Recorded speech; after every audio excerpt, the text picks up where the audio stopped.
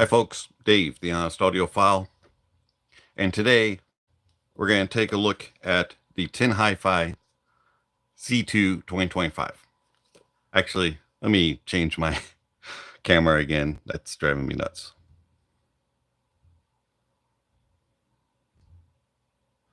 All right, let's try that again.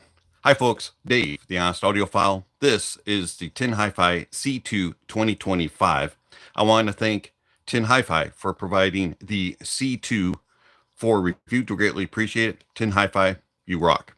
All right, so the Tin Hifi C2 2025. This will set you back $40 from your bank account. It is a 10 millimeter LCP. It is a 10 millimeter dynamic with a LCP and PU diaphragm. It has frequency response of 10 hertz to 20 kilohertz, impedance of 32 ohms, sensitivity of 104 decibels, and it comes with a 2-pin cable and a 3.5 termination. You can also get it in a USB-C termination. We have the 3.5 termination available. And as you can see, the C2 comes in a small box. You get a little Mech Warrior on the front. C2 2025 looks kind of cool. And then you get your information as to what type, and then a bunch of, if you want to scan your QR codes, and then some spec information on the backside. Sliding off the sleeve, you get that typical logo from Tin Hifi and a white box. Opening it up, and you have an area here for your IEM to sit, and then taking that off, you get just a few accessories. You get a package that has the same silicone tips, but two sets of small, medium, and large. So that's a nice feature. You do get a lot of tips to try, but they all are the same. They look like this, kind of squishy.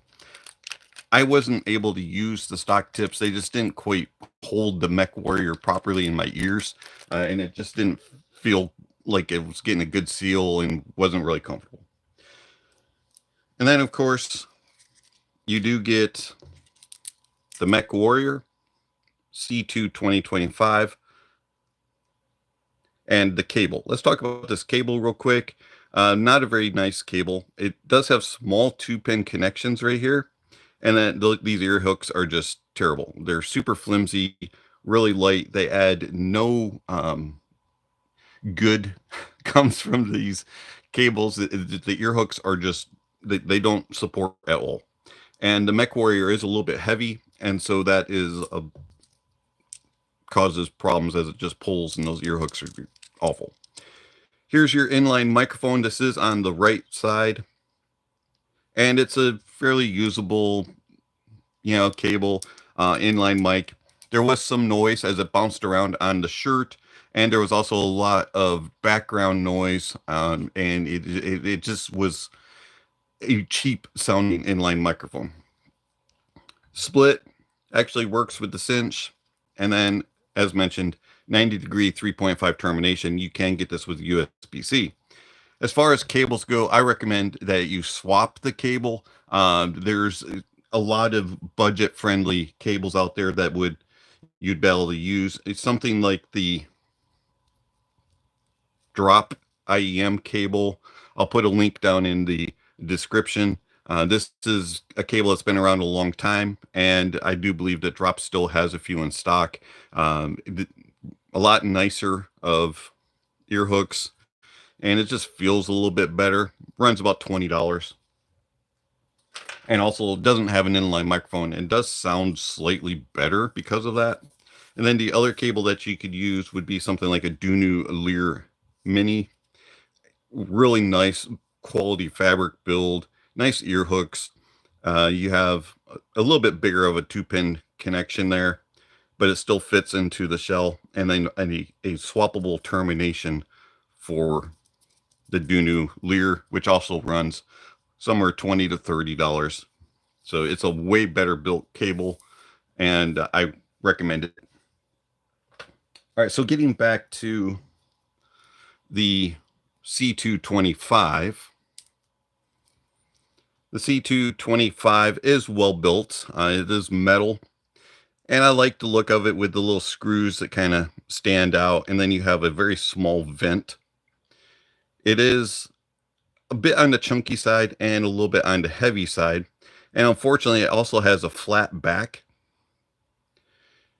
It has that step up going to the nozzle. Very, very smooth. And the edges right here around where the cable goes in and everything, they're just not smooth and rounded off. It's not a uncomfortable IEM, but it's not really a comfortable IEM either because of the weight. Now, if you change the cable and the tips, it does fit better. So I'm using Tangzu tips. The ones that come with the Wan'er actually work the best and helped seal things.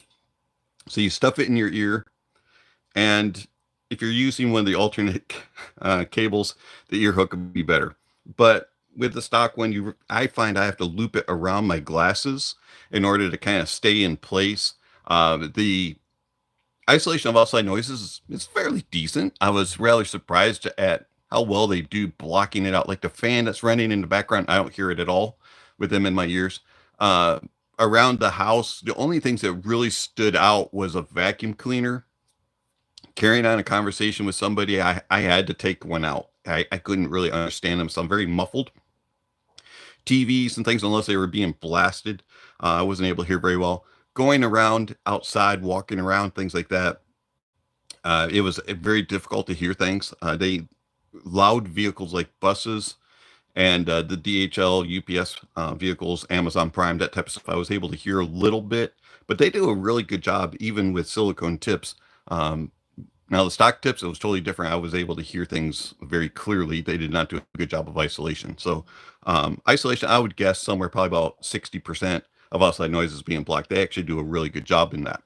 Comfort-wise, I can wear them for roughly about an hour or so before they start to get uncomfortable with the stock tip and cable. With the Tangzu cable tips I'm using, and then one of those alternates, that goes up significantly, several hours. I can wear them a lot better, even though they have that flat back and a little bit of a angle. It doesn't bother me too bad. And the larger diameter of the nozzle doesn't bother me either. Sorry, I didn't write that down as to the diameter. But they're fairly comfortable when I tweaked them, using an alternate cable and tip. So overall, fairly well built, especially for a $40-ish IEM. They're not going to break. You could probably gently drop them, and they would survive. And I don't recommend doing that, but I would say that they would probably survive on that. As far as being able to be powered, all the dongles that I have powered them just fine. Had no issues whatsoever. They're not very hard to drive, being 32 ohms and 104 decibels of sensitivity. And then using them with DAPs, the Hibi R5 Gen 2, powered them with ease, no problems. On the desktop over here, they didn't take much power either. In fact, I found that with the Burson Playmate 3, that the Burson Playmate 3 I turned the volume once on low gain, and they were almost loud enough for me to just go, oh, I don't need to go any louder. I usually was about volume number 10 at the most, and it was extremely loud on the Burson. So they're very, very easy to drive. No problems there. They're not really that picky either when it comes to what they're paired with. I did find that a few of the more warmer sound signatures, like something that had a lot of bottom end or a very warm, relaxed type of sound, they do tend to get a little bit bloated, and it sounds just a little bit more melded together, one note-ish. But for the most part, most things kept it pretty balanced and even. So how do the Tin Hifi C2 2025 sound? The bass of the C2 2025 is actually quite good. It extends nicely into the sub bass, and you get a little bit of rumble and grumble, enough to kind of like let you know it's there when called upon. Now, this is not a bass head type of IEM. This is not like this big rumble, grumble, type thing. But when called upon in the track, you're going to notice, hey, there's a little bit of sub bass presence there. They are more mid bass focused, and the upper bass does bleed in slightly into the lower mids, adding in a little bit of body and a little bit of warmth. But overall, the C225 is a pretty pleasurable and engaging bass. It's a slightly on the more tame side, I would say, but it's not to the point of being boring or not being existent. The mid bass has nice punch, slam, and kick. There's enough of a presence there, and you'll find yourself flailing your arms around if you're an air drummer and the toes are tapping at times. But don't be expecting this big, massive, expressive bass head type of bass. The upper bass, as mentioned, does slide into the lower mids region slightly, adding in a little bit of body there. The overall bass, as in general, stays somewhat controlled. As mentioned, when depending on the source and also the tracks, it can get a little bit muddled, a little bit confused, and will become a little bit one notish. It's not the most resolving, but it has okay details. But of course, again, then we're talking about a $40 IEM here. Overall, the bass, it's doable. It's listenable. Going into the mids have a little bit of body to them in the lower mids region, and then going into the upper mids, it rises, and there's a pretty significant rise going around 2K to about 5K. It'll get to the point of being somewhat shouty. If you're sensitive in that area, you're probably going to find them to be a little too forward and a little bit too, a little too brash in their approach. I found that the C2 was borderline for me in that, depending on the track I was listening to, at times they were a little too much. There is a bit of sibilance in that area as well. There's not to the point where it's off-putting, but if you're listening to tracks, like Believe by Cher or something along like Code Blue, or Code Red, excuse me, by Barber, you'll find some things, Code Cool, sorry. Woo, my brain's not thinking. Code Cool by Patricia Barber, Cher, Believe, songs like that have some little sibilance already in the track and that have a little bit of intensity in that area. It's going to sound a little bit more with the C2 2025. But for the most part, the mids have a nice pleasurable approach to things. They have enough zip to keep things engaging, and then they have enough of a body to things to be pleasurable. Tone and timbre within the mids is nice, for the most part natural, other than that little bit of elevation between 2 and 5K. It can get a little bit unnatural sounding on certain tracks. I do find that strings, pianos tend to sound a little bit more to the artificial side than the rest of the instruments that are portrayed. Going into the treble extends nicely. There's good airspace and a little bit of sparkle and energy, but it kind of tails off after about 10K or so and kind of goes into laid back chill mode. And there's moments when I kind of wish that there was just a little bit more bite, a little bit more energy, and a little bit more sparkle, but it does keep it fairly well controlled. And because of that 2 to 5K rise, that little bit tamer treble kind of helps to keep things not to be as fatiguing as they could be. But I find that the treble has enough sparkle and energy in it to kind of keep things going, and that there's a good amount of air and space as well. Going into the soundstage is about average size. You're going to be able to determine small, medium, and large. Doesn't really get into that grand, massively big size, but it does okay portraying sizes. The imaging inside the smaller to medium size soundstage, the imaging is a bit not 3 blob, but not really that good at revealing spacing and spots. It's not 3 blob right, center, left, but it is a little bit herky-jerky as it goes across. Things will kind of stutter and jitter around. It's not a smooth transition. You can tell when things are coming from one side and moving to the other, but it's kind of as it goes across. Depth wise, it's about a row you can kind of look in. There's a little bit of depth there, not a whole lot. And then the layering is okay. As mentioned earlier, bassier tracks, more complex tracks using different sources will kind of convolute things and it'll become a little bit mushy. But again, we're talking about a $40 IEM. And so the detail retrieval and resolution is average for its price point, does a fairly good job. You're going to hear pretty much everything that you're looking for in a track. You're not going to explore anything new. At times there were a little bit like, I usually hear that a little bit more clearly or a little bit more distinctly. But for the most part, the details are there. Resolution wise, it's okay. There's some grittiness and graininess in the 2 to 5K region, and also in the bass, it kind of gets a little bit bloated at times, and it's not quite as refined, defined, and focused. But again, we're talking about a $40 IEM. Tone and timbre is pretty good. That's something that Tin Hi-Fi normally does real well. And for the most part, the tone and timbre throughout is fairly natural. As mentioned, in that mids region with pianos and strings, they can sound a little bit off-putting, a little bit unnatural sounding. But for the most part, all the others sound well in that regard.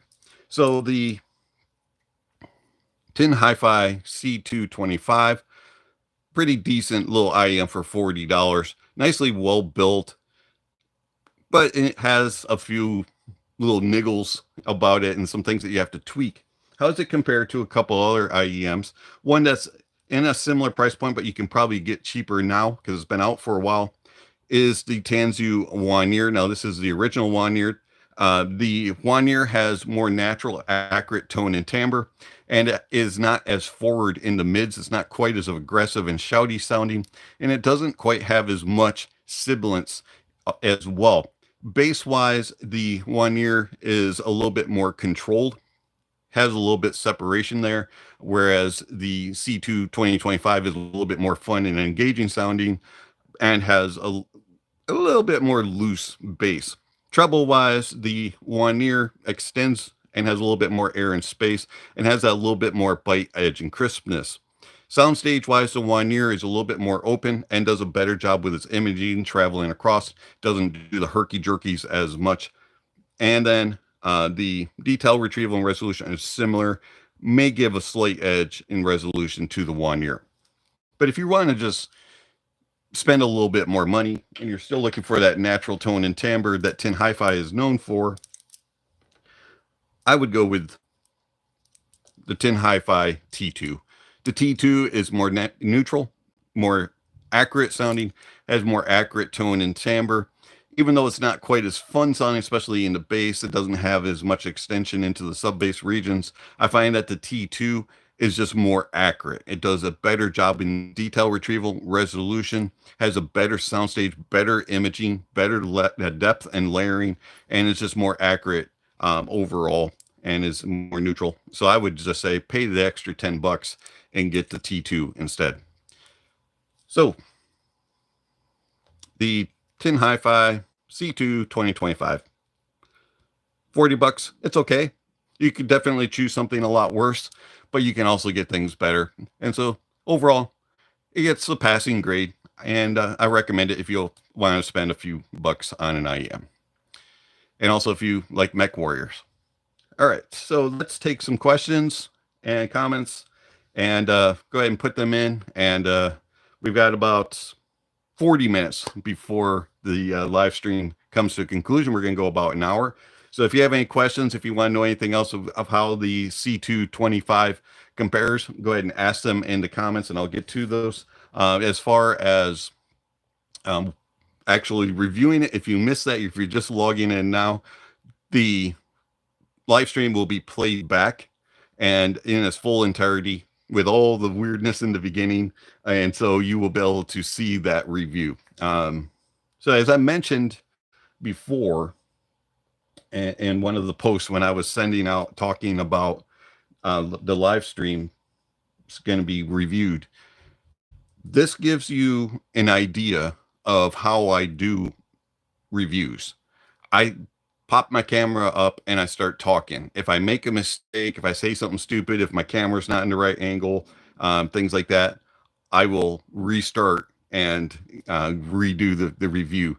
I've gotten all the way through a review and the cat will start meowing like crazy, or dogs will bark, or somebody will knock on the door, something will fall down in the office, something weird will happen, and I'll have to start the review over again.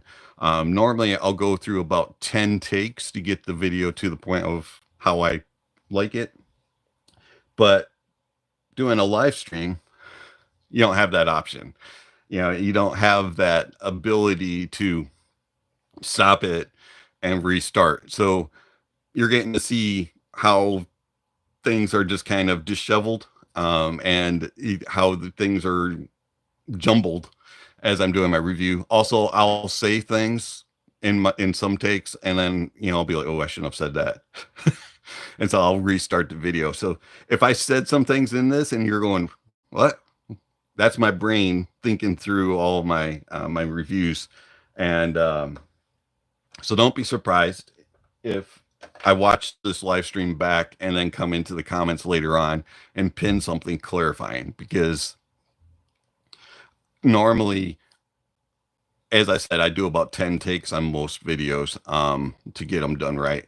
Every now and then I surprise myself and I'll do one take and be like, ooh, oh yeah, I nailed it. So there you go. Just some random thoughts. All right, so Snob Audiophile, history is made. First THA live review, first comment in chat. Let's go. Okay. Sure. History is made. This is my first live review. I don't think I've ever done one. I think I've done some like unboxings, but I don't think I've ever done an actual review. Mature, that doesn't seem like something you can wear for a long gaming session. Yeah, as mentioned, with the stock tips and the stock cable, I could only go for like an hour. As far if you change the cable, you get something with better ear hooks, and you can change the tips and not have something that's so smushy, foams if you like them, or something that has a little bit more of a density to the silicone, like the Tangzu tip, or trying to think what's another one that I think it was the Divinus Velvets I liked also, something along those lines. They that fit better. It'll be more comfortable. But if you're just using the stock stuff, it pulls on the ear real bad because it's kind of heavy. Yeah, and it's not real comfortable. But for longer sessions, you definitely would have to tweak it. Have I tried the Wan'er 2? I haven't tried the Wan'er 2 yet. I tried the Wan'er, the original one that I showed here in my comparison, and then also the studio edition, but I haven't heard the Wan'er 2. I really very curious about it. It looks like they've made some good changes. I'm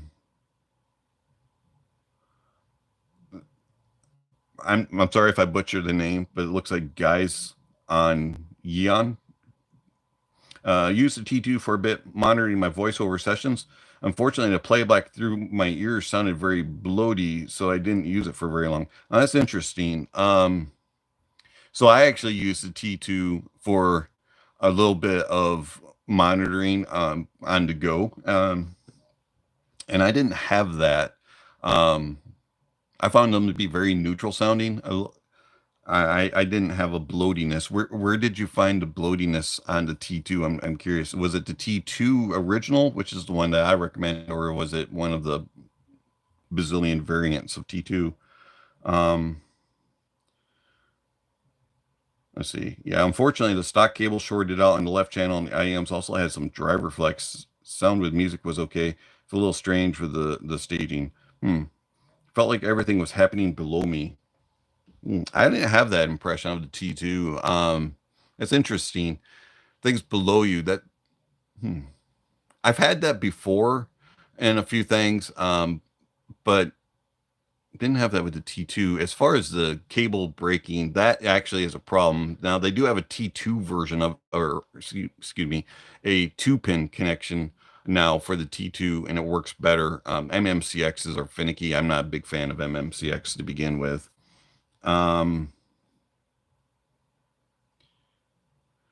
Lottery to price magnets. Hi Dave, best wishes, blessings, brother. Hey, same to you. Didn't mean to laugh at your name, but just was, I like that. That's a good name. Let's see. Lower mids, original T2. My booth is just not dialed in to deal with boxiness. That's possible. Depending on, were you actually using a board or were you using just like an interface? That could, some of them do present a little bit different, and it could be, maybe like an impedance issue, can throw off things sometimes. So, especially with staging and, the way that bass is presented. So I wonder if maybe that was what it was. The other thing that I did notice, that I've noticed a lot when doing some monitoring, especially with more neutral stuff, is that if you have EQ set for something else, you really have to kind of dial it in more, so maybe you just have to change your EQ a little bit. But I'm one of those people that when I'm monitoring, I only monitor, set my EQs, pop it out, listen to what's coming back live. And I can't just have it in my ears for the whole show, and making things, because to me, I want to verify and make sure that both ends sound good, if that makes sense. Interesting though, but I'm not saying that, T2s aren't for everybody, and we all hear different. So we all have different experiences, and thank you for giving your impressions. I do greatly appreciate that.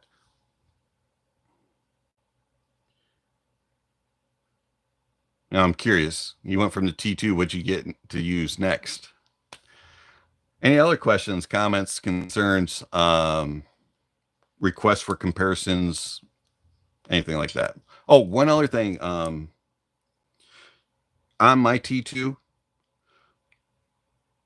I use JVC spiral dots. I don't use the original tips. So keep that in mind also. Okay, let's see here. $40. $40 to $50 space seems very crowded. Lots of great choices. Keyfind Clean, In Awakened Dawn, RDT10. Yeah, I mean, there's a lot of options out there. The RDT10 is actually a really nice little planar IEM that I enjoyed. Very fun sounding.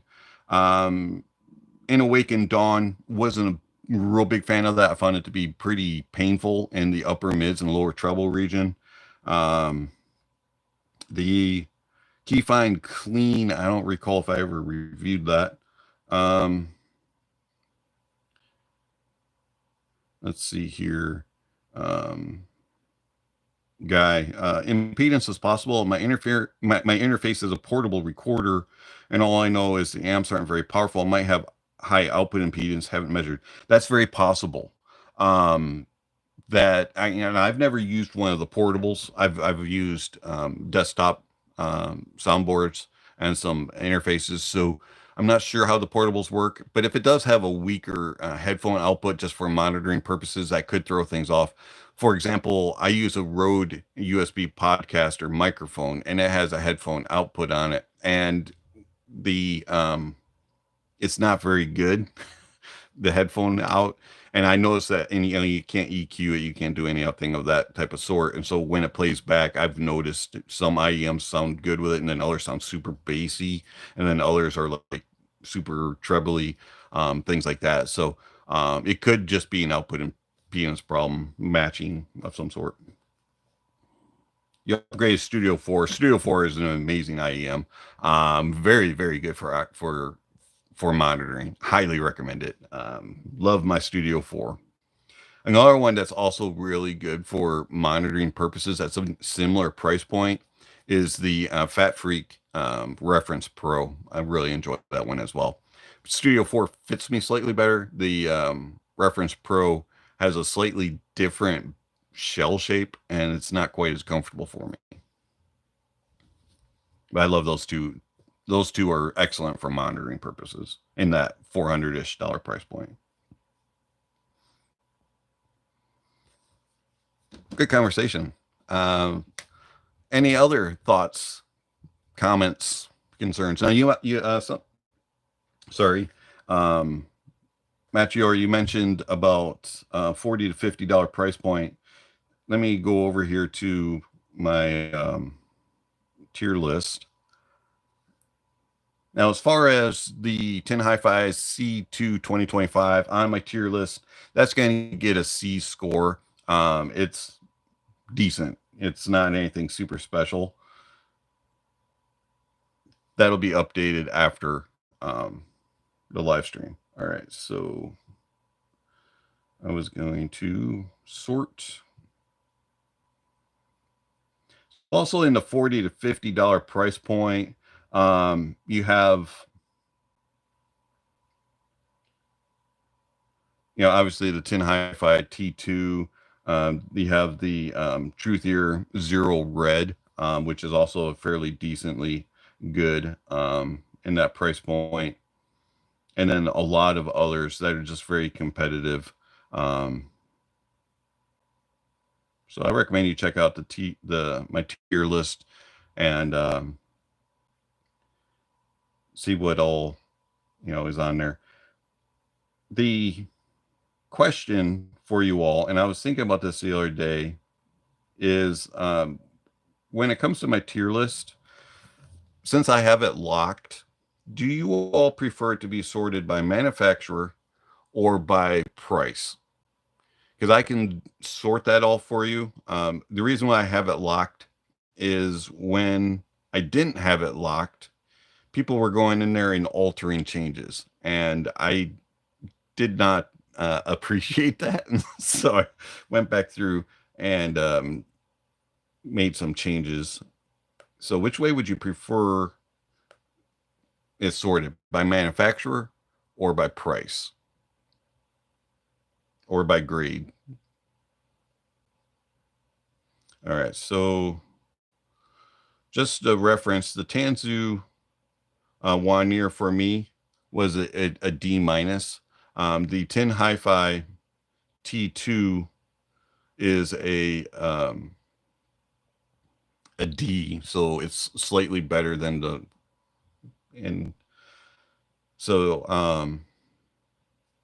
C2 is just going to go into the C market, and it's just going to be capable.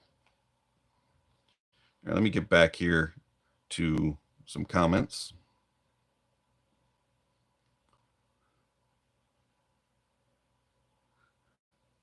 Sparky Monkey. Your Scarlet Minis are still thumping in your bass head ears. Awesome. I haven't heard any other Fat Freaks other than the Reference Pro, and I've tried to get them in, and no go so far. But I'm glad that you enjoy those. I do hear they're quite the bassy boy.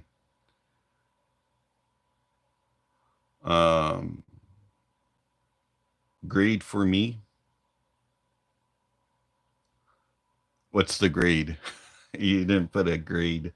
Let's see. Oh, you're used to the grade. Gotcha. You're referring to the tier list. I'm okay. I am I'm not awake, so I work nights. And here in my time frame with the Eastern Zone, I went to bed at 7 a.m.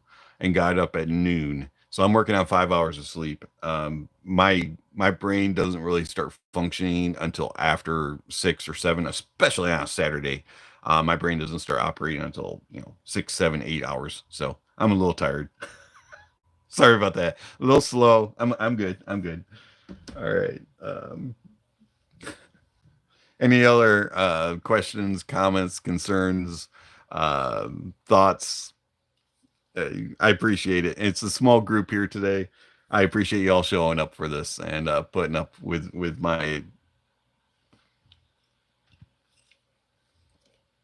I'm gonna drink my non-sponsored Starbucks. All right, so let's see here. This is not a sponsored review, YouTube. This is not sponsored. All right. I appreciate if you're being with us for the wee afternoon hours. You're welcome. It's my pleasure. It's I know some that come to the channel are hours ahead, and then others are hours behind. Some are only a couple. If you're here in the U.S., other than Alaska and Hawaii, you're either 3 hours behind, 2 hours, or on similar time frame. So I appreciate that. But if you're in any Europe or south or eastern, or even further west, your hours are way different. So I appreciate you all taking time out of your schedules and day to come and chat for a few minutes. Any of you interested in the Final Four tonight? I actually did do a tournament and filled out brackets, and the first day I was like, oh, that's awesome. I was in like third place, and then the next day I was in like 17th, and it's been kind of downhill. But now that the Final Four and all four number ones, which has only happened I believe twice, this is the first time since 2008, all number ones advanced to the Final Four. I have two number ones in my bracket, Houston and Florida. So go Houston and Florida. Thankfully they're not playing each other, so that's what I'm cheering for. I actually have Houston winning it all. I'm like the only person in my group that chose Houston. Most people chose Duke and Florida, but I have Florida and Houston playing each other. I like Kelvin Sampson, probably because he used to coach IU, and I was an IU fan. He's had a checkered past, and there's what coach hasn't, seems like. But I like Kelvin Sampson, and so I hope him the best. And I would love to see him win a national championship. So, anyways, go Houston. Plus, Houston's number one, so go Houston. It's the first time you got the Final Four right since 2008. Wow, that's cool. And so, do you have all four in? That's awesome. Most people didn't, because normally a number one will get upset somewhere, and most people rarely ever take all four of them, through. So that's awesome. I'm glad that you're one of the rares. Congratulations. Hopefully it works out for you. As the way that the brackets were set up this year, and as I look through all the different games, it really was kind of catered to them all having fair brackets so that the higher seeds worked their way through. I know that some, certain people that like to watch love upsets, but true, baseball aficionados or basketball aficionados and fans and stuff really want to see just a good game and see the best get there. And this year that worked out, and I like that. Now it is fun. What was it, a couple of years ago when like all the number ones were knocked out by like the Sweet 16 or something, and there was like a bunch of lower ranked teams in the Final Four, Elite Eight and Final Four. It was pretty fun. That was a fun one to watch. But again, I prefer it when the number ones go all the way through. It's just me. Sorry, I'm rambling about basketball. Any other thoughts, comments? Curious who you have picked.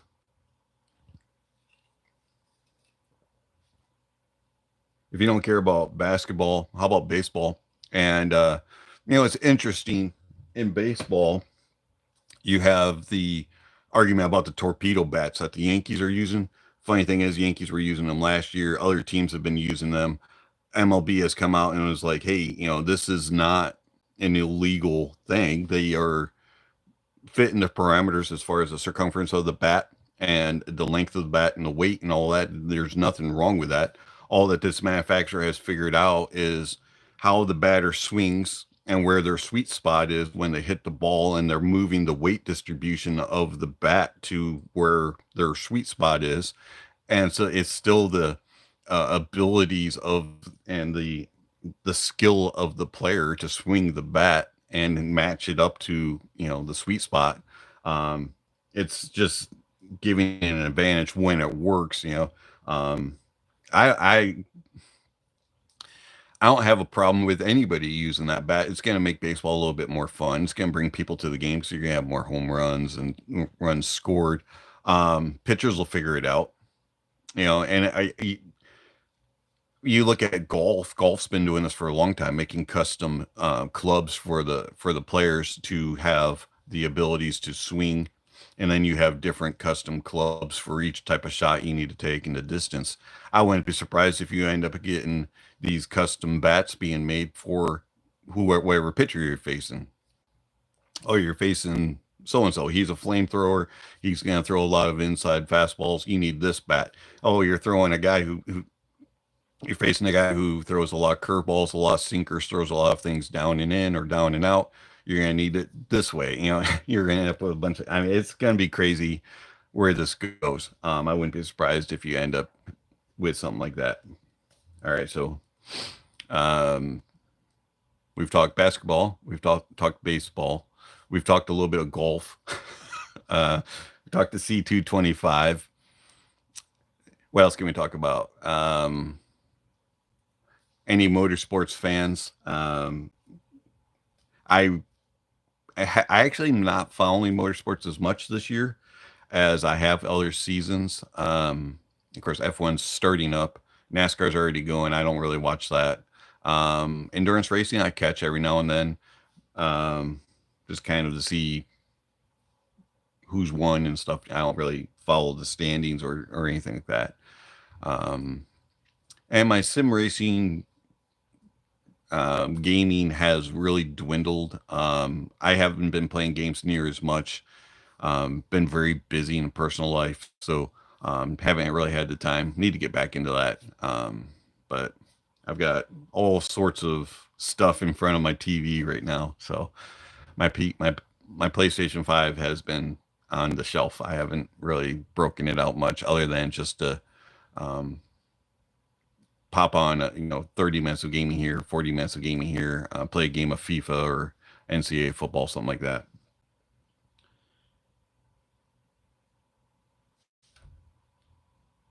All right. Any other comments or questions regarding the C225, or any thoughts about any of the other things that you want to discuss? Kind of a quiet crowd today. I do appreciate everybody swinging by. If you had enjoyed the live stream, please give it a thumbs up. If you haven't, I understand you have to give it a thumbs down. If anything comes to mind after the live stream, please put it in comments. I will go back through and read the comments and answer them down below when it comes back for replay. Also, replay, the comments will be available in the replay, so you'll follow along.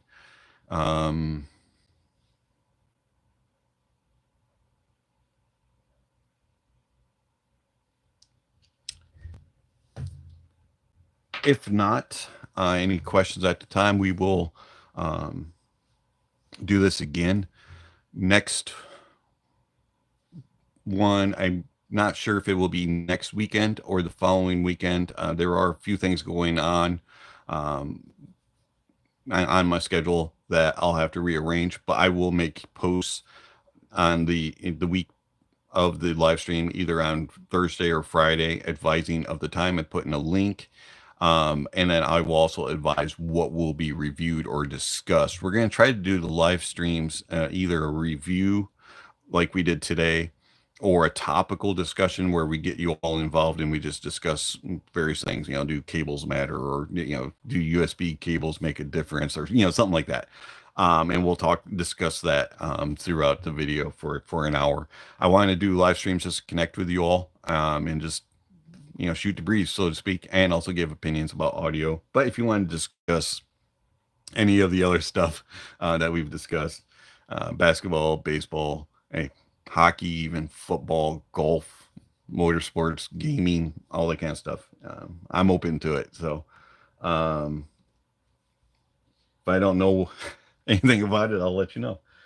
Let's see here. Paul, any hints to what you will be reviewing in the next couple of weeks? Sure, we can give you that information here. Give me a moment to pull that up. All right, so obviously today was the C225 from Tin Hi-Fi. Coming up, now this is in no particular order, but the things that I currently have in, and some of them, I'll as we go through the list, I'll let you know which ones I'm kind of working on. We have the FIO FH19, the Tin Hi-Fi C3 Mark III, Orivetti OD200, Orivetti Lowmaster, and Dynabird. The Kiwi Ears Aether, that one is in the process. So that one probably will be within either next week or the week after. It's probably going to be a video review. We also have the Sansei Miori SW500H. The Aiyun AR7000 just came in, so that'll be a few weeks out. I will say this, though. It is a really interesting headphone for being closed back. We also have the Doak Audio P1 Plus, the FIO KA15, the Sansei Miori SA500, the Aiko ITM07, the Sound Blaster G8, which also will be getting a review pretty soon. I've had that for a while. The Fosse Audio GR40, Fosse Audio MC331, Fosse Audio K7, and the G8 may get into a combined video. I'm trying to decide that one. They're both kind of gaming DAC amps. And then the SMSL D400 Pro, Doak Audio K5, which is right over here. That'll be getting some sort of review. Might be just a written review. But we'll get you guys all a bunch of stuff here. We also have the FIO S15, which is a big, massive, huge streamer that takes up the whole countertop there. And then the FIO K17, which is the one down here showing the little screen. And then we have the Burson Audio Playmate 3, which we'll be getting a review probably very soon within the next 2 weeks. X-Duo X5 is a DAP. I think I mentioned this in the last live stream. We're really having a tough time getting music uploaded to it. Still trying to figure that out. And then the SMSL PL100, which is a CD player, which I'll also get a review in a couple weeks.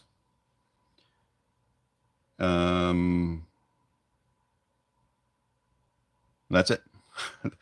I seems like I have something else that popped up in my office, but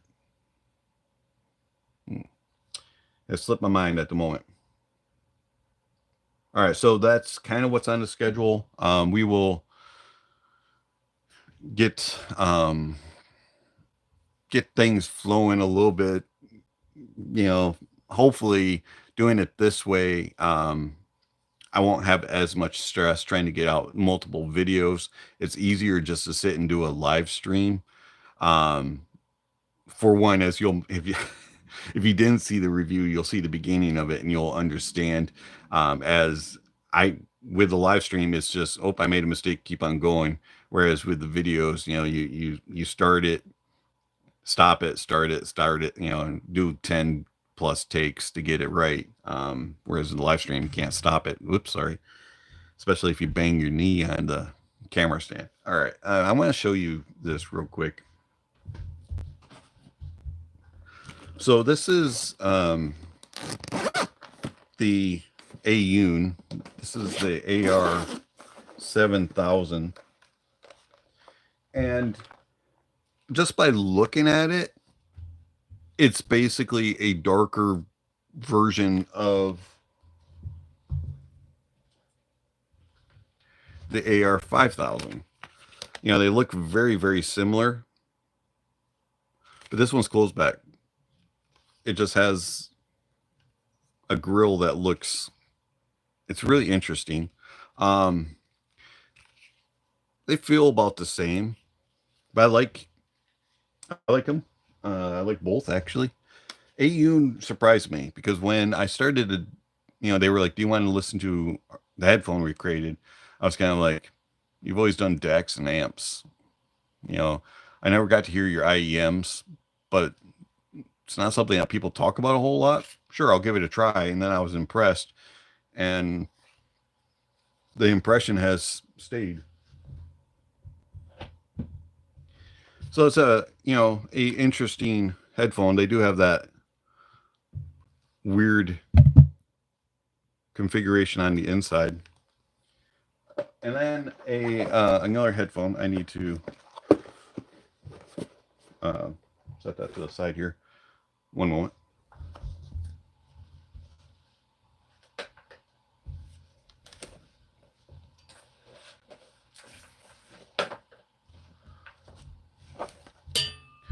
So I wasn't going to review this headphone, but Intuit Reviews and I were talking about it last night. It just kind of came up in our conversation. And I think I might.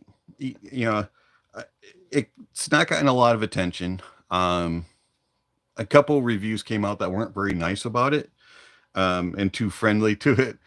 But I might give some words to it. And that's the Grell, and it's at the OAE1. Very interesting looking headphone. And it's made by Alex Grell of Sennheiser fame. And, it's in collaboration with Drop. I think it's like $200, $250. It's not super expensive. This is the signature version. But I wanted to show this. Now, I'm not a measurement person, but with every single one of these headphones, they measure it before they send it to you, kind of like Allo Audio does. And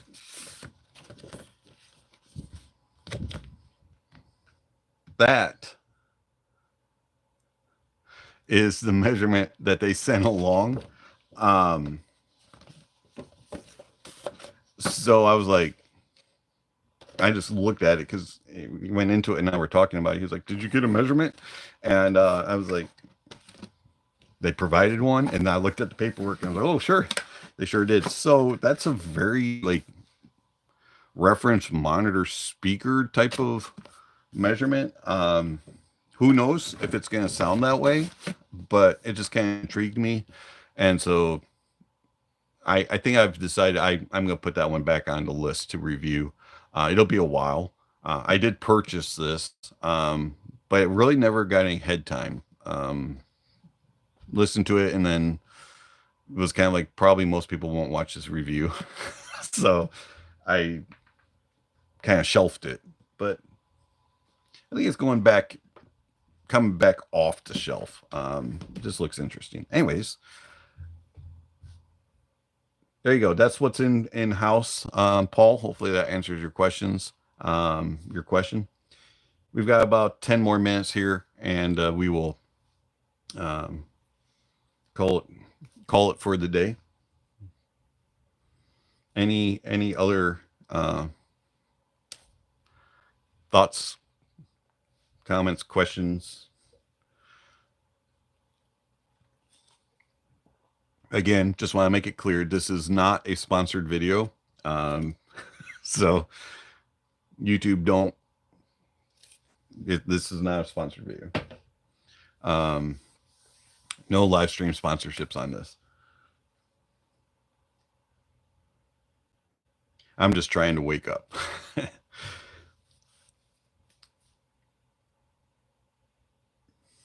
All right, so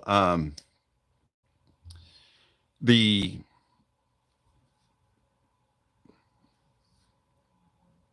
sum up for the day, what we came up with, the Tin Hifi C2 25 is a all-around listen that has a pretty normalish type of presentation, a little bit on the forward, can be considered shouty, and a little bit sibilant presentation in the mids, with pretty tame controlled treble.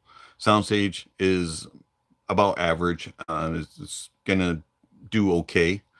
It's a little bit stuttery through the imaging. It's not 3 blob, but it's not the smoothest transitions. It's not the deepest.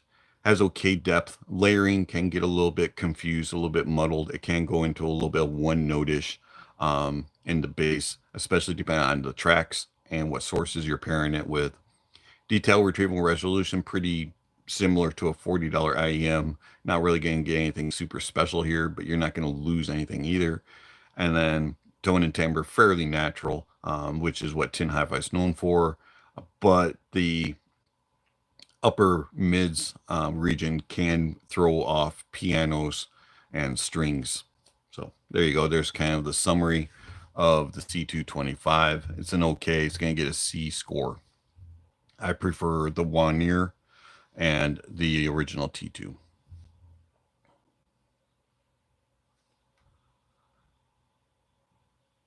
I do appreciate everybody swinging by for the first ever live review on my channel. I do greatly appreciate it. It's been fun, and let me know what you think about this format. We will do more going forward, and we're going to try to keep it as best as a schedule allows to Saturdays at 1 p.m. Eastern, and then obviously do playback for you all after it uploads in case you didn't catch it live.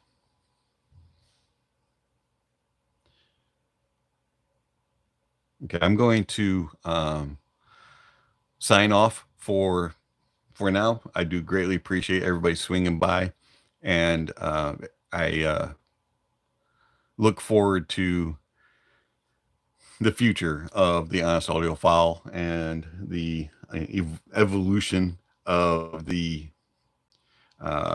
channel and the different formats that we're going to be doing things. Do greatly appreciate it. Let me get this one last question here, or comment from David. It says, I accidentally bought the Tin C2 with a jack variant instead of DSP. Is there any major sound difference? I didn't hear the DSP USB-C. I've only heard the 3.5 inline mic variant. Sorry. I tend not to purchase the USB-C types because I prefer to not go that route. All of the ones that I have heard so far from various, it hasn't really impressed me. I've always thought that the wired version sounded better, but maybe one day I'll start doing comparisons of those. But I think they're still tweaking and working out the bugs of those type of cables. Anyways, thank you for all for swinging by. Do greatly appreciate it. And thank you for the comments and for the support and for all that you guys do to the channel and for the channel is much appreciated. And if you're interested in supporting the channel, there's various ways that you can do it. One-time gifts through PayPal, Venmo, YouTube, and then there's also monthly subscriptions with Patreon and YouTube memberships.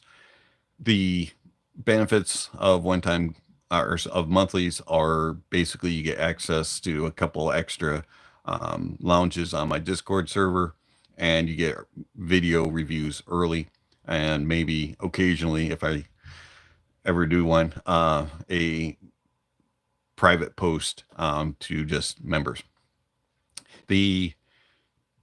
Down in the description, there's all kinds of other things, ways that you can contact me, follow me, and support me. And there's music recommendations, gear recommendations, tier rankings, all kinds of things listed down below. And then lastly, don't forget to enjoy the music and that honesty is the best policy. And I'll catch you on the next video.